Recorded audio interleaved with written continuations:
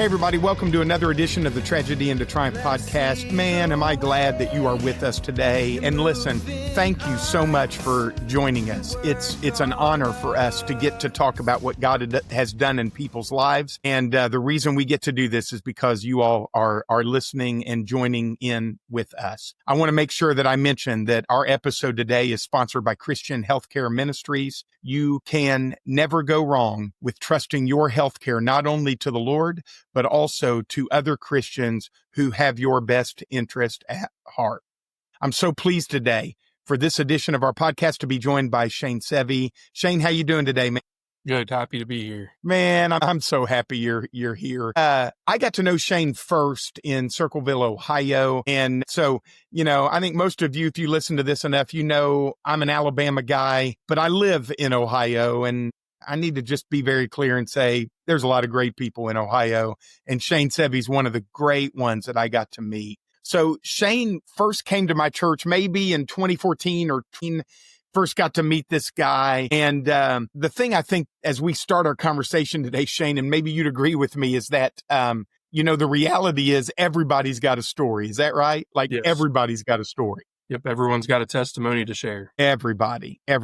So let's just dive into your story. You grew up in Williamsport, Ohio. Talk to me a little bit about the home life that you grew up in, man. So I was raised by my grandparents. My dad left before I was born. My mom left 2 months afterwards. We grew up out on a backcountry road that, my grandparents were really sick, so they lived month to month, very, not a lot of money around. Sometimes you didn't know, where things were coming from. But we lived there until I was 14, but my grandparents were really sick. My grandpa had some major strokes, so he wasn't able to do much. And then, so I can remember going out and him just sitting there watching me split wood, because we heated with wood burners, and it was something really different. So I can relate a lot with older generations because of the way I grew up. Like, we didn't have running water. I know, which is crazy because I'm not that old, right? So, Wow. But we had like this old hand pump that you had to pump water and then take it in. And if you wanted to take a bath or whatever, you had to put it on a wood burner and let it warm up. And then, so it was a big chore, but I credit that a lot to who I am today. Cause my work ethic and just, I look at it as God took it and just used it. So, but then, I was 14, my mom didn't want to pay child support anymore. The state found out that I had been living with my grandparents. My grandparents were really sick. My grandma was in and out of the hospital constantly for months at a time. We used to get her a back scratcher, and she would sit there and tally up. I think the most was like 50 days, and this was like every other month. She had kidney failure, so she was on dialysis all the time. So my mom finally came and she said, "Well, I'm going to take you." Moved up to Asheville with her and her boyfriend, and stayed there until I was 16, and then my mom said, "You need to get out." And so my grandma had just died. My grandpa was living in a trailer in Asheville, in a trailer park, and so he said, "I'm moving back down to Waverly with my sister at our home property." And he said, "You're more than welcome to have this. It's paid off." And I said, "Okay." So I moved into the trailer by myself and worked full time at Valvoline and finished out school, and then worked some odd, jobs after high school, and then met Jennifer. Wait, hold on, Shane. At 16 years of age, you were a junior in high school. Is that right? Yes. So at 16, you moved into a trailer all by yourself and finished out high school with a full-time job. Yes. And basically raising yourself those last couple years. Is that correct? Yeah. I did have some amazing people in my life, some good friends, parents, older people that kind of would help me out and tell me what to do or how to do things. But yeah, just worked and went to school and then worked some more, and that was kind of my life for a long time. Did you pay your bills? And things like you kept the lights on and stuff? Yeah. I made sure everything was paid. I worked at Valvoline until I graduated, and then I went to worked at a construction company. So yeah, I just worked to pay the bills and make sure that I had a warm place to stay. That was about it. I wasn't there much because I was working. So I would, I'd get home midnight, and because I worked in Grove City, and then I would get up at 5 a.m., get ready for school and go to school and work. My senior year, I was able to get out at like 11 because I had all my classes in. So I got out at 11 and went on. So I know when I was in school, so I'll start with this. Like, my whole life, I've never been told. So like my mom always told me that, you're not smart enough to go to college. You have all these issues. You better just find a good career and stick with it. So, I mean, my whole life I'm thinking I'm just going to be a mechanic, and there's, that's what I wanted to do. And even at school, they were like, maybe college is not your way. You better go towards trade school. I didn't end up going to trade school. I just stayed in regular high school, and because I couldn't afford to pay to go to trade school, you had to pay for it. It was either trade school or a light bill, so I paid for the light bill instead. Wow. But yeah, I made it through Shane, high school and hold on. work.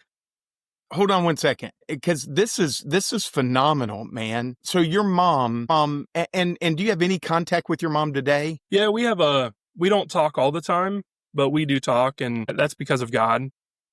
Yeah. It's nothing that I Right. could. I mean, when we talked, we would literally chew each other's heads off. Like, we were always drumming up the past or Wow. fighting, and that was one of the first things that I prayed for when I did get saved, is because we hadn't talked for a very long time. I mean, a very long time, just because there was a lot of anger about having to be, 16 and be out on your own, and a lot of bitterness. Imagine. A lot of bitterness, and especially it was a time I lost my grandma, which she was like the one person I could talk to, and just she always led me in the right way. And so there was a lot of bitterness, a lot of hate, and a lot of just anger. And it spread to a lot of, unfortunately, I took it in different directions, and it spread to a lot of different people. And eventually led to, after I got out of high school, and I think right before me and Jenny got together, it led to some drinking issue, which lasted about 2 years into even our relationship until God took it away. So Shane, man, okay, and I want everybody listening to kind of catch some of this. Grew up, parents pretty much non-existent for the good portion of your growing up years. Parents were kind of your constant. By the time you're 16, you're pretty much on your own and trying to figure life out as a 16-year-old, thinking, because words, and correct me if I'm wrong, words that had been spoken into your life, like even from those that were in your family, were like, man, you're not ever going to be smart enough to do this. You should probably just work at Valvoline or whatever with your life. Am I understanding that right? Yeah. I mean, they always said that, words are just words, but they really do shape what you think about yourself. Yeah. That's good. And if someone pours something into you, you start to believe that, whether it's good or bad. If it's bad, you start believing, I'm never going to be good enough. I'm never going to achieve anything. So then you start believing that, and you start ultimately living it out. Yeah. And I'll tell you why that's so astounding to me is I remember our first real conversation in my office. And I remember you, I mean, let's say that's 11 years ago or 10 years ago, however long. I remember your demeanor was kind of like this. You kind of looked down, and if I were asking you questions, you'd kind of pop up for a second, and then your head would kind of be down. And I remember thinking, like, honestly, I'm telling you the truth. I remember that day thinking, that guy needs confidence. He needs to have that portion of his life transformed. And I don't know if I've ever told you this, but that day, and we're going to get to that whole moment and kind of where you were at that, but I just, man, knowing your story and hearing your story, just to see what God has done in your life, man, it's miraculous. And I remember going home and saying to Tammy after our meeting, Shane, I remember going home and going, man, I don't know. God's really going to have to do a work in that guy's life, man. And then to see what God has done. So I don't want to get ahead because this is an awesome story. So you're 16, you graduate, you're taking care of things on your own. How did you and Jenny meet? So I worked at a construction outfit in Circleville, and then I just got tired. How old were you then? I was 18, so I was like shop 18. hand. So I was I was fixing equipment and they were slowly moving up, but it's not what I wanted to do. I didn't want to be in construction my whole life, and it was just not my cup of tea. So I actually wanted to still consider mechanics. So I started out and I got a job at AutoZone because you still have to. I'm thinking like I can just get my foot in the door and maybe make something of it. So I actually got a job up at AutoZone on South High Street in Columbus. And I still lived in Asheville, still lived in the same trailer my grandpa gave me. And that's where we met. She was a commercial manager and we were just all friends there for, I worked there for a year, I think. But we all stayed friends for like 3 years. And then finally one day we just started talking and God just took over. And I will say I always say God places people in your life for a specific reason. And, it's what we do with those moments that really matters. And I can honestly say that Jenny is one of the people that God used. And she was backslidden at the time. She was in her Bible, but she really wasn't. I mean, she was with me. We were living together. And she had backslidden. And for everybody that listening that doesn't understand what backslidden is, you're just basically saying she had she had a relationship with Jesus. She started one, but she wasn't living it out. Is that fair? Yeah. She wasn't living it out. And she was just went back to the world and living the way she wanted to, I guess. And so you guys are living together. Yep. Right? Okay. All right. And by then, so 3 years, you're 22, 21, 22? I think we got together right before I turned 21. So I was about 20. Okay. It was right around 3 years. I think I was about 20, 21. Okay. All right. So all right. So you both were working at AutoZone, right? So I left AutoZone at that time and I think I was working, some warehouse somewhere up in Groveport, and she was still working at AutoZone, but she was down in Circleville. Okay. So then take us from that point forward, man. So long story short, we ended up having Lily outside of marriage, which, for me, not being saved, not knowing anything about God, it didn't really, to the world, it doesn't matter. Right. And things like that don't matter. But she was hinting around. She was like, hey, we need to be in church. Hey, she would send me like little songs, like, one of the songs and I wasn't even saved. I didn't even like Christian music at the time. And she was sending me like the song End of the Beginning by the Gaithers. Right. And I would listen to that constantly. And I don't know why. I would just listen to it. And it had to be a God thing. Every once in a while, we would go back and forth we would just try different churches. Like we tried a couple churches in Circleville. And then Connor was born. And so we had both of our kids outside of marriage. So then, we're just doing life. And finally I get a job at, as a security officer in Chillicothe in 2013 and working nights, right? Like working all night. Yeah. I was working second when I started. Okay. And, so I come home one night and she's like, hey, I think we need to go to church. My mom goes to Heritage. I grew up in the Nazarene Church in Grove City. I think we should go to the Nazarene Church here because my mom goes there. I said, okay. For some reason, I've always been drawn, like I've always wanted to go to church. And then I would start and then I would find an excuse not to go every single time to every church. I would just find something. This person said this, or you have to dress this way or do this way. And, I would make an excuse. So I said, fine, let's go. So we went and we listened to you preach and we had some, met some wonderful people. And then we were just off and on and Connor would not stay. And I don't even know if Miss Martha knows this, and I think she does. I think we've told her, but I share this story all the time. Connor would not stay in Sunday school. And as much as I always tell people, like, I love to hear your babies cry. I don't care if they cry in service. And Connor would just cry and he would make a mess of your sanctuary and goldfish everywhere. And everyone would say, it's all right. It's all right. And I would just tell her it's not all right. And we would not go for a couple weeks. And Jenny happens to run into Miss Martha, which led the toddlers. I think it was toddlers or young kids on Sunday morning. And she said, I've been praying for you guys. Why don't you just bring him back and let's try it one more time? And so Jenny comes home and she tells me, and I said, yep, we can try it one more time. So we go and lo and behold, she takes him and just sits in a rocking chair with him. And she says, she just starts singing and praying over him, and we leave, and we didn't get one phone call. Like, no one came and got us that he was crying, throwing a fit, and we got to sit through a whole service for once. And Wow. it was probably 2014. It was 2015 when that happens, and it was Go Month. Which, by the way, I'll just jump in there for everybody listening. This lady that he's talking about, Miss Martha, is a legend. Yes. She loved on families, loved on kids, and would do things like carry, if so she loved toddlers, but when they would graduate from high school, even, she would give them books and things. It wasn't just she loved them as a toddler. It was like she loved them all the way through.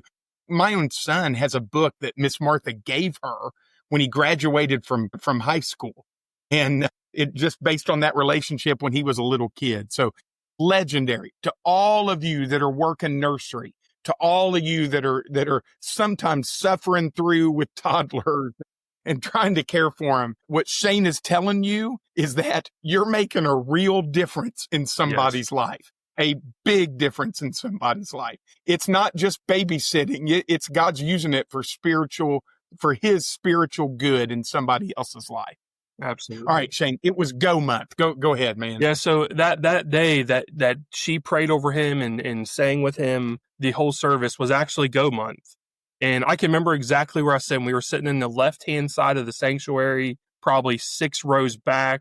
I can still picture the month, and you were up there talking about Go Month. And Go Month was this thing where we went out that whole month on a Sunday and served our community. And that weekend was actually the nursing homes. I remember sitting there and you were talking about the nursing home, and you guys were going to hand out flowers to the residents. And I remember hearing something. I remember a voice saying, I mean, it was like as clear as day in my ear saying, "That's where I want you to go." And I remember looking around and I'm thinking, who said that to me? And no one even looked at me. So I was like, oh, well, maybe I'm just hearing things. And then you say it again and you're talking about some more and I hear, "That's where I need you to go." And so I shrug it off. We go home and I'm telling Jenny, I'm like, "Hey, did you hear that voice?" I said, it was so clear to me that someone said you need to go there. And I'm like, "Who was that?" And she's like, "No one said a word." And I'm telling her, "Yes, they did. We're having like this little argument about it." And she was like, she's like, "I haven't said much to witness to you," but she's like, "That was God telling you what to do." And I'm like, no. And she's like, "Yeah, that's God telling you need to go there and serve." And I said, no, what could I ever give anyone? What purpose would I have there? And so I didn't go. And it wasn't till Jenny's dad used to be in a Christian band. He was a drummer for the Royal Airs. And he's been gone for 20 some years. And the band was playing at Living by Faith Church in Circleville. So Jenny and her family went out there, and I said, we were going pretty constant that every Sunday. And I said, no, I want to go to Heritage. And so we split up and I went to Heritage, and you were gone, and Jason Sohm was talking about a divided heart. Just family and things and just having a divided heart and how God wants our whole heart because he's all in for us. And I remember sitting there during that service and I was sitting in the back, the clear back, and I was just sitting there and I'm just thinking how a mess my life is and how I'm not good, just all them words just creeping into your mind that you're not good enough. And I remember him ending it with, God can take that thing that you have in your life that's telling you can't, and he can equip you for his glory. And I remember walking out there and I went home and I told Jenny, like, I don't know what happened. Like, I'm in tears and I just have all these emotions running through me that I didn't even know. And she's like, "That's God trying to get a hold of you." So the next Sunday we come back and I see Jason Stone standing out in the lobby, and I went up to him and I said, "Hey, you don't know me." I said, "Can we meet? Can I just talk and pick your ear?" He said, "Sure." He didn't know me from Adam, and we met. And looking back on it now and some of the questions I asked and even some of the misperceptions that I had about God, I'm just sitting there thinking, like, now looking back, I'm like, man, these spiritual leaders must have been looking at me like, this dude is a mess, because I had all these misconceptions about God and I thought I knew things that I didn't. And I was just going off of what I've heard through the world and instead of actually digging into the word, and but it all led Shane, from there. Shane, you even had misconceptions about who you were and what you could accomplish, Yeah. Yeah. right? I mean, because your first reaction was, I don't have anything to offer anybody, right? Yeah. I mean, and I'm a big proponent about there are voices speaking to us all the time. And quite honestly, our success or failure in life depends on which voices we choose to listen to. Not every word spoken over us is true. And sometimes our mind becomes the culmination of the voices that have been spoken to us over time. And our mind is our worst critic. And so at times, it almost drowns out every other voice in our life, which is why God spoke to you. It's why we need to hear the voice of God in our life and pay attention to that tug and that prompting in our hearts. Would you agree? Yes, 100%. And, I didn't realize it was God at the time because Yeah. I wasn't saved. And, I know that, like, But it was that's a a voice weird you hadn't heard, testimony. right? Yeah. It And it was, was so yeah, audible. It was like he was speaking right into my ear. And I remember, because I was just looking around thinking, who is talking to me? yeah, But, I'm so thankful for the people God put in my life, because instead of people one of the things you had mentioned one Sunday, and it has stuck with me, and it's still in my ministry today and from reading scripture, is that we're a family.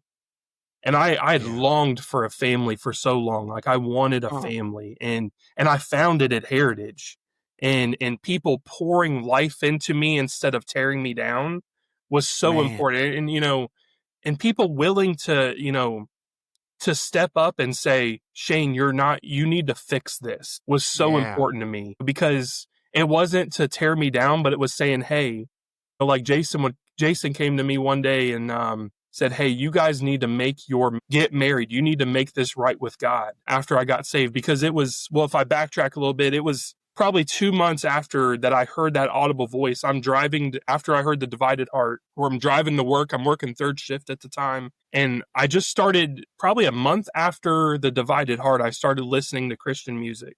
And that's all I listened to. That was all. And I listened to music all the way to work and back. And as I'm driving, I get right outside of Circleville, and I start welling up, and I'm crying, and I have to pull over. I can't even see. And I'm just sitting on the side of 23, and I'm just sitting there, and it's around, November. So Christmas music is on 104.9 The River is what I was listening to constantly. And I just remember at that moment, I just felt so like I couldn't do it anymore. Like, Shane's power was done. And I remember God just saying, you're done, but I'm not. And at that Mm, moment, I just released all him, and I said, God, I don't know if you're real. I don't know anything about you or your word, but I said, if you're real, I want to believe that you are. And I just need you to reveal yourself to me and show me what I'm supposed to do, what my purpose is. And at that moment, I just felt this overwhelming sensation come up, like, into my chest. And at that moment, I give my life to Jesus, and I asked for forgiveness, and I confessed of every wrong thing that I could think of that I had done wrong. And I prayed man. and cried all the way to work, and got into work. And I had red eyes, and my boss is like, what's wrong with you? And I'm like, I just give my life to Jesus. I don't even know what I'm doing. And I would do that for like a week, because I'm thinking every day, like, I've done so much just dumb things in my life. I have to I have to constantly ask for forgiveness and constantly ask for salvation to come in my life, because, I was brand new to this. And so I finally gave my life to Shane, Christ, and then that's when we started meeting. man, so what's super cool to me, that is a good nugget. You in your life saying and just hearing God, but that moment where you were like having that conversation with God and God says, well, you're done, but I'm not. Man, that's a good nugget, right? That's what he said, right? Yeah, You're done, but I'm not. I was just sitting there saying, I'm done. I'm done. I can't do this. I had 2 kids at home. I was only making like $9 an hour. Jenny, we couldn't afford to pay, someone to watch the kids while she worked, because it would take the whole paycheck. And then finally we just came to that realization of, why are we going to pay someone your whole paycheck, and you're going to be gone to raise our children? So she ended up staying home to raise our kids. And so I was the only one working, and I only made $9 an hour. And, for a family of 4, and Lily was, oh man, Lily's always been this picky eater. So she was on this special formula and it had to be liquid, and it was like $10 a pint or something. And she would go through 6 a day, and it was draining us. And I remember I was so, I had all this bitterness. I had all this broken. I'm trying to do it all on my own. And I'm just telling God, I'm done. And if you're real, I just need you to show up. And he said, you're done, but I'm not. Yeah, so that's a good nugget, man. Really, that's a good word. Don't you love how God speaks to us? Yeah, it was the most comforting thing I think I've ever felt or heard in my life. Just to, because you think good.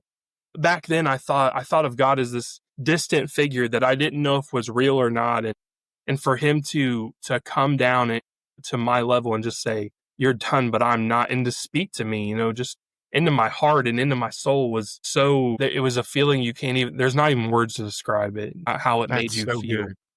Good. That's so good. So you give your heart to Jesus. You feel like you got to do that every day for a minute till you start to figure this out, right? Yep. When did you feel, so what led you to come make an appointment with me about, man, I think maybe God might be calling me to ministry or whatever? What led to that? So I had, it was like 2 days after, maybe a week after I got saved, I went to Jenny and I said, we'd already talked about it, and she was getting her life back on track, and I'm trying to seek God more. And I'm sitting there and I'm like, I don't have a Bible. I've never owned a Bible. And, so we went to Walmart and I bought literally the cheapest Bible I could, a New Living Translation. I still have it on my bookshelf to this day, and I carried it for many years. But I went there and I just started digging into the Word and just really seeking God. And I was just praying. And one day my work sent me to Kentucky to work, and I was with another guy, and I'm just, and something happened. They called me back, and when I got back, I'm just sitting there one night and I'm just sitting there praying, and I'm reading my Bible, because security, third shift, there's nothing going on. You just read books or watched movies or whatever. And I remember just sitting there reading my Bible and praying, God, what can I do? What do you want me to do? What do you want from my life? I feel like this can't be it. And just in my heart, I felt, I'm calling you. I'm calling you to come and serve me. And I said, I don't know what that means. It was just like, and there were so many audible moments. Like, sometimes we think that God doesn't speak to us audible, but I feel like it was like so pronounced in my ear. Every time he wanted me to do something, it was just, do this, do that. It was just such great direction. It was so clear on what he wanted. And he said, I'm calling you into ministry, and I want you to go to college. And I'm sitting there thinking, college? This can't happen. Like, because, all these years, people telling me you're not smart enough to go to college. Yeah. And I remember even Googling colleges, and Ohio Christian University was the first one that came up. And so I'm looking at it, and I go home and I sleep, and I get up and I'm telling Jenny, like, this is what I feel like God's telling me to do. And what should I do? And she's like, you just need to be obedient. And if you're sure this is what he's telling you to do. And I said, it's like, it's so clear in my head and in my heart. This is what he's called me to do. Man. So I immediately, before I even called you, I get on the phone with Ohio Christian University, and I was like, hey, what do I have to do to be enrolled? And she was like, well, what do you want to do? And I was like, I'm feeling called into ministry. And she was like, well, what do you want to take? And I'm like, I have no idea what I'm doing. And so she's walking me through, and she said, well, here's a, you could get an associate's degree in Christian ministry, minored in biblical study. I was like, perfect, that's fine. And, it wasn't even me talking. It was just God, like, shoving the words out of my mouth, which seems to happen a lot. And so I just said, sure, that's fine. That's perfect. That's what I'll take. And she was like, well, you're kind of late in the process. There's this big fee. I don't even, your grades from high school were really bad. And, as politely as she could, saying they're really bad.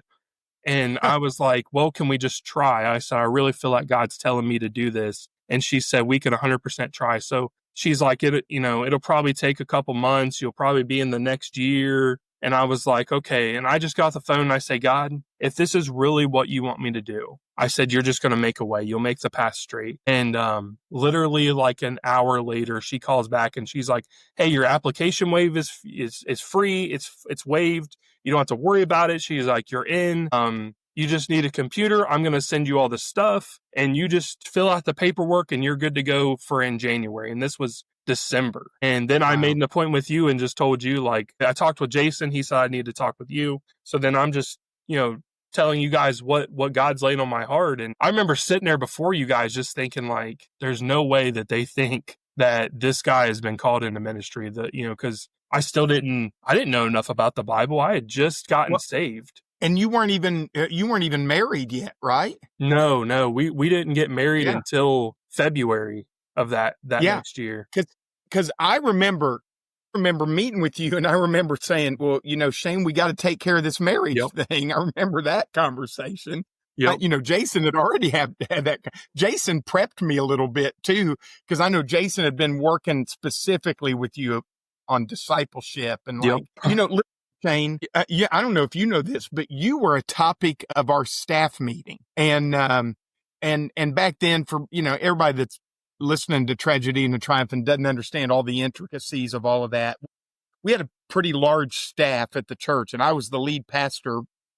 And we're trying to, we want to cover bases. We want people in heaven. We're trying to work out all of these things. And I don't even know if you know this, Shane, but in staff meeting, I was like, all right, somebody's got to disciple Shane Sevy. Who's got it? And Jason Stone was the guy. He was like, I got him. I got him. I'll take care of him. And so from that point on, I was getting updates about your progress from Jason, not because you were like some project for us, but because we cared about you and your family, because we wanted you in heaven, because we saw this light that was starting to flicker in you, and we wanted you to keep taking steps there. Yeah. And when you started college, am I wrong? You were reading at an 8th grade level. Is that right? Yeah. So when I graduated high school, I was on a IEP. Yep. And I read it at below an 8th grade level. So literally, like, when me and Jenny got together, we would go over to her mom's house, and her 5-year-old nephew, which is now 20, it's hard to believe that he was reading better than I was. And I remember even sitting there and just thinking, there's no way I can do this. There is no way I can do this. And it was just and I'll tell you, like, I was sitting there one night, and we had already talked, and we had already set our marriage date, and Pastor Bill Jarrell was going to marry us and dedicate our kids to the church at the same time. And we got married in the hallway of the church while a basketball game was going on. So it was kind of funny. But I remember, like, sitting there in January and thinking we had already met, and I was meeting with Jason weekly, and I remember sitting there with my Bible, and I'm just reading, and I was reading in Exodus, and I remember sitting there, and I just, all of a sudden, like, I had a computer, but it wasn't working. We couldn't afford a computer. And, I was just sitting there thinking, like, all these things. And it was like, all these things were coming at me saying, well, your computer doesn't work. How are you going to do this? You barely got through high school. You can't read. I mean, I'm sitting there reading the Bible, and, like, I'm struggling with words, to try to understand. I'm reading the same chapter over and over and over. And I remember sitting there thinking, you know what? You're right. I can't do this. I can't. Wow. I remember I was getting ready to tell Jennifer that I just need to put it down and go back to what I was. And then God highlighted a verse for me, and I have it here. It's in Exodus 4, and it's where Moses is talking to the burning bush. And he says, pardon your servant, but I've never been eloquent. Neither in the past nor since have you spoken to your servant. I'm slow to speech and tongue. And I'm sitting there thinking, like, that's me. Like, I'm not eloquent in my speech. I can't read good. I'm slow to my speech and my tongue. And then the next verse, in verse 11, it says, the Lord said to him, who give human beings their mouths? Who makes them deaf or mute? Who gives them sight or makes them blind? Is it not I, the Lord? Now go. I will help you speak and will teach you what to say. And at that moment, I said, God, I'm all in. I said, I'm all in. If you can, I just give it to you. And at that moment, and I didn't even know what it was at the time, but it was my sanctification moment when I give my whole life to Jesus. And I said, I'm yours. And at that moment, everything, it was just like, it was like a step of faith, and that's exactly what it was, a step of faith. And, the next day, the computer that had been busted started working. And my reading level, Jenny's like, we're reading the Bible together. And she's like, hey, you got that word right. And it was just like this thing of just God working in me and just continuing to grow me. When I started school, I had no idea what I was doing. I couldn't stand school, and college is not a cup of tea. And, the whole time I can look back at my grades and be like, look, those are the times that I really just relied on God. And like, if I see I'm starting to drip, I'm like, those are the times that I was not relying on God. And every time I would step back into God's trust, the grades would go up. And, I graduated with mainly A's and B's, and it's not by my doing by any means. It is all God. God did it all. And even to this day, like, I still struggle with words, and, even when I preach, I struggle. And I used to get really upset about it, and I still do at times. And I would say, God, I really messed that one up for you. Because I take it serious. I remember what you said right when I took the nursing home, and you said, we get 52 Sundays a year. How important is it that we share the truth and the love of Christ, and make it clear? And so I've always just taken, so seriously. This is so important to me that I want to make it clear. I want to make it to where someone can hear it and hear the word of God, and come to Christ and know this hope, and this, that he's not done with them. And I would struggle with, did I say that right? Did I articulate it right? Because, I'm not a Charles Stanley. I'm not a, I used to look at, like, well, you and other people, and think, man, they speak so eloquently. They speak so just with all this just confidence, and I get up there, and Satan's always like, that wasn't good enough. And so I'm always telling myself it ain't good enough. And God always confirms that it is, though. And so now my prayer has always been, God, even if you're going to use it however you want.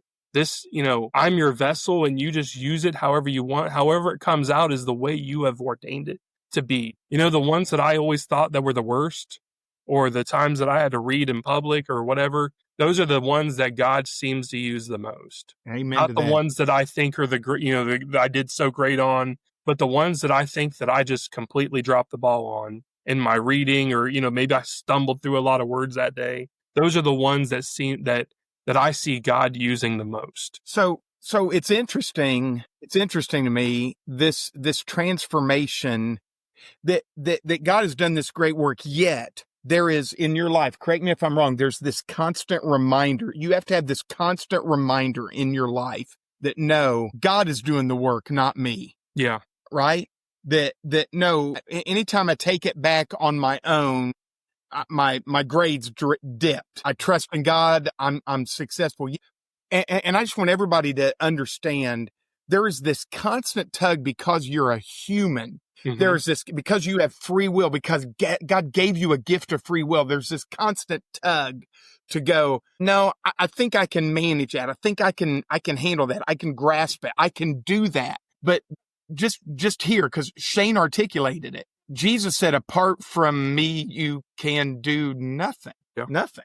Right? So there's this aspect that just for us to understand, that there's this constant draw, but Romans 12 says to be transformed by the renewing of our mind. So we've got to keep reminding ourselves, no, listen, I need more of him and less of me. That's the way this is going to work successfully. I know, I'm telling you this, Shane. I was, for most of my life, I pray prayers like this. Most of my life in Christ, I pray prayers like this, like, God, I don't know what I'm doing. I need you to help me. I confess I don't know. And so if anything good comes, it's going to be because you did it. So help me, God. And I love telling God that I'm not as smart as he is. I love telling God, I need you. I love having those conversations with God, because it level sets who he is and why I desperately need him in my life, right? Yeah. So you complete, you got 2 degrees, is that right? Yep, I've got a associate's and I've got a bachelor's degree. So 8th grade reading level, I mean, we just can't miss this. On your own at 16, 8th grade reading level, accept Christ, 2 degrees, now an ordained minister in the church. And I remember when the first time I heard you give a devotional, because the Lord led me away to a different assignment. And then all of a sudden we get back reconnected. And I remember the first time I heard you give this devotional, and I'm telling you, my jaw dropped. That thing that I went home and I said to Tammy, like, man, God's going to have to do something there. I literally, Shane, I heard you and I went, well, yeah, God did it. And why did I ever doubt it? God did it. And I watched you in that meeting as you met people. This guy that was in my office the first day that was kind of like, and I kind of maybe kind of feel called. I think I am, but yeah, that lacked this this confidence. I watched a transformation in which your head was high and you were greeting people. You came across very confident, and I think we can't understate the importance of God gives us a hope and a future, is what Jeremiah says. Yeah.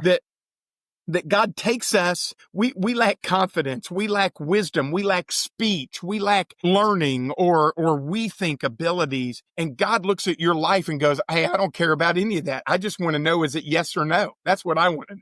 And if it's yes, look at what we can do together, right? Yeah.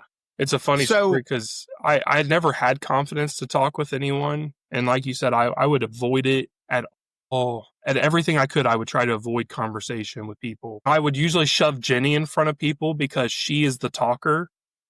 She is. She's the one that can talk to anyone about anything. She is a wonderful networker. And I'm not. Like that was never me. And I always just like pushed her in front and hid in the back because I know that the focus would be off me and onto her. And I remember I started chaplain at Burger Hospital in Circleville that with Bill Jarrell that you started. And so he trained me up a little bit and we're doing rounds and he's like, yeah, you can just follow me around. And I'm thinking, okay, I can do that. And all of a sudden we get to this room and he just says, well, you're up. And he shoves me in this room by myself. And I'm thinking, what in the world? Maybe I could sneak out. And the lady already caught me. And, at that moment, I had to just stop and pray and just say, God, give me some courage here. Give me some strength. Give me some wisdom. I don't know what I'm doing. And he just took over. And I talked to that lady and we talked for probably 30 minutes and I prayed with her and I walked out and he was like, see, I knew you had it in you all along. You just had to let God take over. And, I said, well, why'd you do that? And he said, you had to get confidence somehow. And he was like, because you didn't have it. I can remember the first time I preached in the nursing home when Jim Ritterbach got sick. And because Jason was like, hey, Jim's sick. I need you to take over the nursing home at Pickaway Manor. And I'm sitting there thinking, I can't do this. And out of my mouth, God blurts, I'll do it. And I remember walking out of that meeting thinking, Shane, you're an idiot. You can't do that. And I just prayed all the way home, God, you're going to have to do something. And the first time I preached, there's Jim Ritterbach sitting front row and center, a district licensed minister sitting watching this guy that knows barely anything, getting ready to talk for the first time. And I just remember Bill Jarrell said, you just, if you have to stop in the middle, just pray, God, take over. Just take over. And I did that. I don't know how many times. And I just prayed, take over, God, I am yours. Let this be your time. And it was almost like window shopping. Like I just was watching God. It's like I was speaking, but I wasn't like, I was watching from a distance, watching God work through me. And we had, once I found like, God, what should I preach on? What should I do? And I focused on discipleship and that's where God led me. And God did such amazing things through that nursing home ministry. I think the last, literally like 2 weeks before I left to come up here to Fostoria, guy was 98 years old. I sat there and I preached and I preached on discipleship and just sharing Jesus and just the love of God. And he comes up to me. He's like, I've never been to church in my life. And he's like, you came up and you talked to me and you're talking with me now. And he's like, I've never been to church. And he's like, I want to give my life to Christ right now. How do I do that? And we sat there and we prayed and he was, he asked God to come in his life right at that moment. And there was people that were in their 80s rolling from door to door, sharing the gospel. Man, I don't know if we don't have enough time in the day to tell you all the amazing things that God did in that nursing home just because, and it's fully because I just said yes. That's good. That yes to God, and I'm not equipped. Yeah, that's so good. So you're now a pastor of the church. God's continuing to lead you. You're continuing to see God do great things. And if we had the time today, it'd be awesome to tell people about just how the Lord has put a community group together and using you and your church to really make a difference in people's lives. Just such a cool story. And anybody listening, you could definitely check out Fostoria Church of the Nazarene online, and you could find Shane, and you could even listen to Shane's messages, right, Shane? Yes. I remember watching your people react to your leadership, and just to see the transformation in your life from this guy who didn't feel like he had anything to offer to people actually texting me and saying what an immense blessing you are, how you're leading them, how they're learning from you. And so here's one thing too, as we kind of prepare to land the plane here. Here's one thing I want everybody to understand. If God has done something in your life, you have a responsibility, and he's used people to do it. You have a responsibility to pour life into other people. That's the Yes. way it works. The word says we comfort others with the comfort we've received. So you have a responsibility. Start pouring into somebody else. If God's done something in your life, you got to start looking for people to pour into. Shane, we're coming up on another Tragedy into Triumph simulcast event, November 3, 4, and 5. Talk about what has that event meant to you? Why should somebody be involved in it? So Tragedy and the Triumph for me was the first one I listened to, I think, was in 2015. I had just gotten saved, and it was when I was wrestling with, can I do this or not? And Saran Stacy got up and he was speaking, and it was so powerful. Just hearing that message and that the hope of Jesus, and how if we just cling to him, right? And I remember just sitting there listening to him, and then at the end he did an altar call, and I just went up and I just remember telling Jesus, like, I just want to be all yours. Like my only response, I can't earn my way into heaven. There's nothing I can do to earn what he's given me. But the only word that kept coming to mind was grateful. How grateful I am for what he did for me. Because I'm sitting there thinking, and this man, Jesus came down from his throne. He suffered and he died for me, and he rose again, and he's sitting there interceding for me, and he's for me. Right. And I'm just sitting there thinking, like, how do I respond to that? How is my response? And Tragedy and Triumph helped me see that response was, my life is now his. That whatever he calls me to do, even if it seems outlandish or unthinkable or it's never going to happen, my life is his, and my heart just needs to say yes, because if I look back at where he's brought me, what he's brought me from, and to where he's got me now, think about where he could take me in 10 years and 20 years, and the impact that, I always think of Miss Martha and how she had an impact that she didn't even know she was doing in my life, and what impact we can have in others by sharing our story. And that's what Tragedy and Triumph gives for me, is we don't realize the impact that we have on people.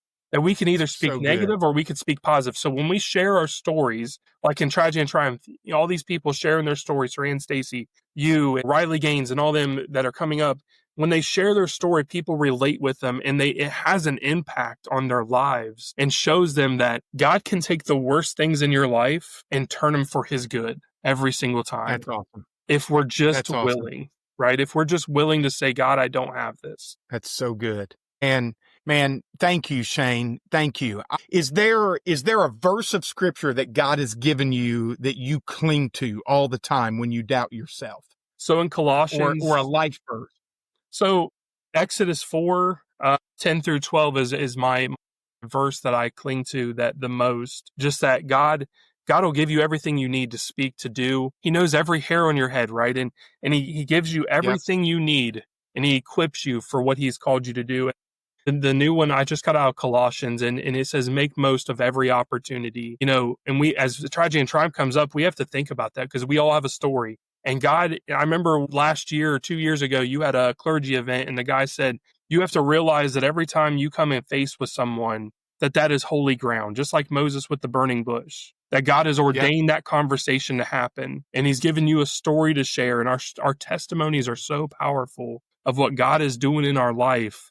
So make most of every opportunity we have, because we don't know how long we have. And the truth be told, we want to pack heaven, right? We want to fill it up, and you don't realize the impact that you have on someone, because they could be hearing things, who knows what people are pouring into them, but you could be the one person that pours good into them and truth into them and love that they need to hear, that will propel them to Jesus. That's good. Well, hey, Shane, thank you for taking the time to spend some time with us today, man. For everybody listening, it is our hope that you hold on to the truth of God omit the noise of the world, of negativity, of false voices, of lies that the enemy tells you, and hold on to the truth of God and step into who God has made you to be.